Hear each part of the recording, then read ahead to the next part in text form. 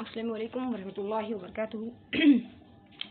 तो आज का वीडियो है हमारा अलीगढ़ मुस्लिम यूनिवर्सिटी के काउंसलिंग के डेट्स आ चुके हैं बीए इवनिंग, बीएड, एमसीए और ब्रिज कोर्सेज़ की। ठीक है, तो इसमें काउंसलिंग का डेट दिया गया है। काउंसलिंग बेसिकली कुछ स्टूडेंट्स के क्वेश्चन है कि काउंसलिंग होगा कैसे, चीज़ों को अपलोड कैसे करना है, फिर उसको दोबारा वेरीफाई कैसे करना है, फिजिकल रिपोर्टिंग करनी है या फिर ऑनलाइन होगी। तो आज इन्हीं सब पर बात होगा। ठीक है, तो वीडियो शुरू करते हैं।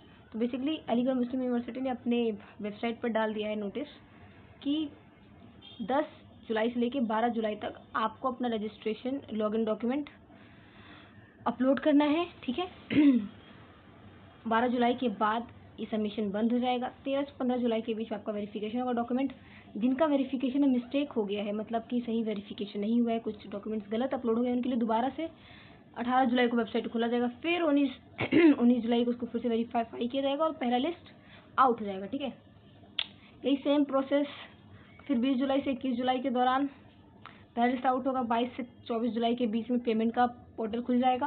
देन 24 जुलाई से आपका मतलब जिस स्टूडेंट ने फ़ी पेमेंट नहीं की है उन सब के लिए आगे का प्रोसेस चलेगा। सेकेंड राउंड ही वैसा ही है कि आपको फिर से, अगर जिनका नाम नहीं आया है वो फिर से अपलोड करेंगे। थर्ड राउंड में भी सेम चीज़ है। ठीक है, अब आते हैं मेन बात पर कि ये काउंसलिंग में डॉक्यूमेंट अपलोड कैसे करना है। ठीक है, तो चलिए शुरू करते हैं।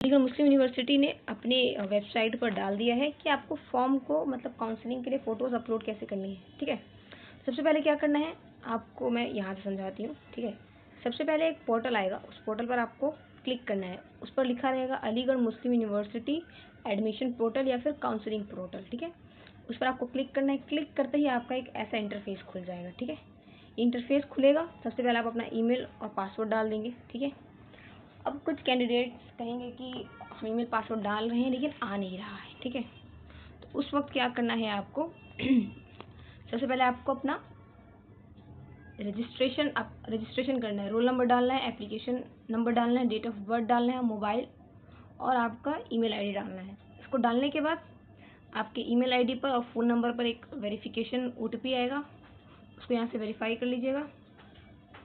वेरीफाई करने के बाद तो इसको वेरीफाई करने के लिए ये जो ओटीपी आएगा, ठीक है, इस ओटीपी को वेरीफाई करना है।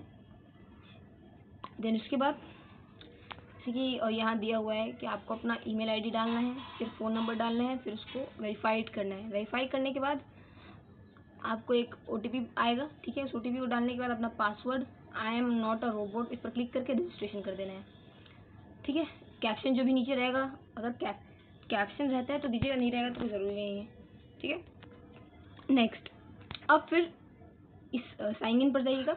साइन इन करने के बाद जो आपने अभी ईमेल आईडी डाला था वो डालना है और जो पासवर्ड क्रिएट किया था उसको डालना है। फिर उसके बाद आपको लॉगिन पर क्लिक करना है। ठीक है, लॉगिन पर क्लिक करने के बाद सबमिट कर देना है। ठीक है, सबमिट करने के बाद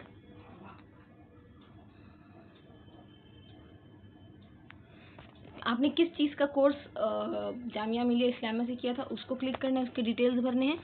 ठीक है, डिटेल्स भरने के बाद ये आपका मेन चीज़ है। ठीक है, आपको जैसे मान लीजिए कि आपने ये क्लिक किया। ठीक है, कि मान लीजिए मैंने बीएड का किया। ठीक है, तो बीएड हिस्ट्री का मैंने क्लिक किया। ठीक है, देन उसके बाद आना है मुझे इस पर। ठीक है, इन सबको डालने के बाद नेक्स्ट क्या करना है वो बताती हूँ मैं। अब मान लीजिए इसमें रहेगा मेरा सिलेक्ट अपलोड टाइप। ठीक है, अपलोड टाइप पर आप क्लिक करोगे ना, अपलोड टाइप पर क्लिक करोगे तो उसमें ऑप्शन रहेगा कि फ़ोटो है या फिर हायर सेकेंडरी का है या फिर ग्रेजुएशन या फिर अदर्स या फिर डीएस या फिर मास्टर्स या फिर सिग्नेचर या फिर वगैरह वगैरह ये सब रहेगा। ठीक है, तो उसको आप सिलेक्ट करने के बाद ये जो है ना इसी पर ही मेंशन होगा, उसको टिक करोगे। फिर क्या, चूज़ फाइल पर जाकर अपना फ़ोटो अपलोड करना है। फ़ोटो 1 GB से ज़्यादा नहीं होना चाहिए। ठीक है, और उसका फॉर्मेट होना चाहिए या तो जेपीजी, पीएनजी या फिर पीडीएफ। ठीक है, इसी फॉर्मेट में रहना चाहिए, इससे ज़्यादा कोई फॉर्मेट नहीं चलेगा। ठीक है, ये सब करने के बाद आप एक साथ सारा नहीं डाल सकते, एक एक करके, कि पहले आप फ़ोटो डालें अपलोड।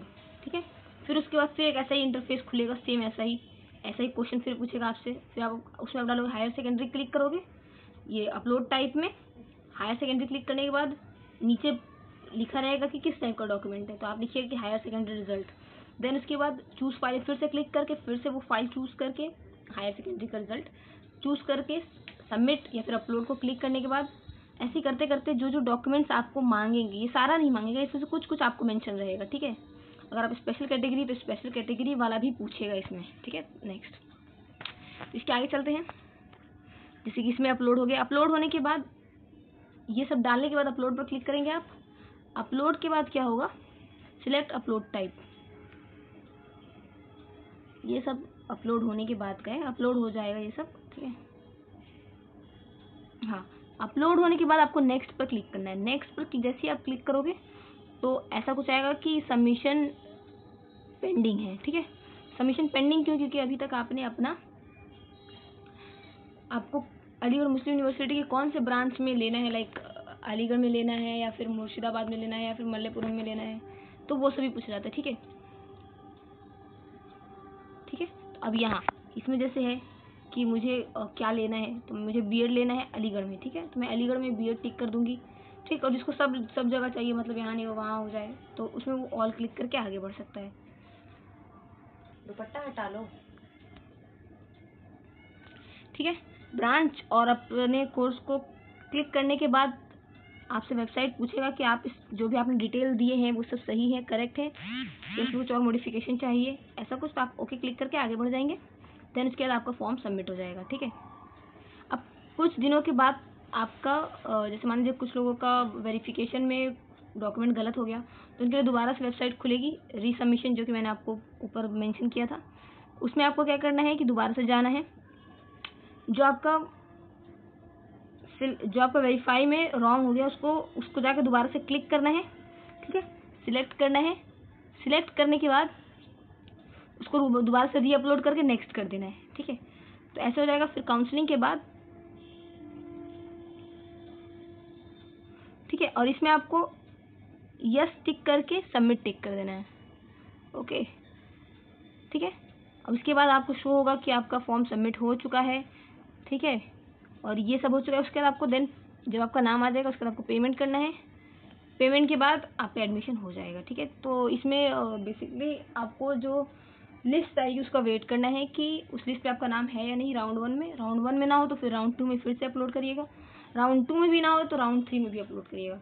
लास्ट सवाल कि इसमें कौन कौन से कैंडिडेट अपलोड कर सकते हैं, तो वो कैंडिडेट जिनका सिलेक्टेड लिस्ट में नाम है, वो कैंडिडेट जिनका चांस मेमो में नाम है, और वो कैंडिडेट जो स्पेशल लिस्ट में है, ठीक है। उनके अलावा जिन कैंडिडेट का नाम नहीं आया है उनको अपलोड करने की कोई ज़रूरत नहीं है, क्योंकि ये जो वेबसाइट है वो उन लोगों को परमिशन देगा ही नहीं, ठीक है। तो आपका एप्लीकेशन आईडी, रोल नंबर, इसी बेस पर आप अपलोड कर सकते हैं। कोई दूसरे कैंडिडेट अगर चाहे कि मैं भी अपना ट्राई कर लूँ, किस्मत आजमाऊँ, तो यहाँ कोई किस्मत आजमाने वाला काम नहीं होगा, ठीक है। तो उम्मीद करते हैं कि समझ आ गया है। अगर फिर भी कुछ कन्फ्यूज़न रहता है तो आप कमेंट या फिर मैसेज के थ्रू कह सकते हैं। जज़ाकल्लाहु खैर, अस्सलामु अलैकुम।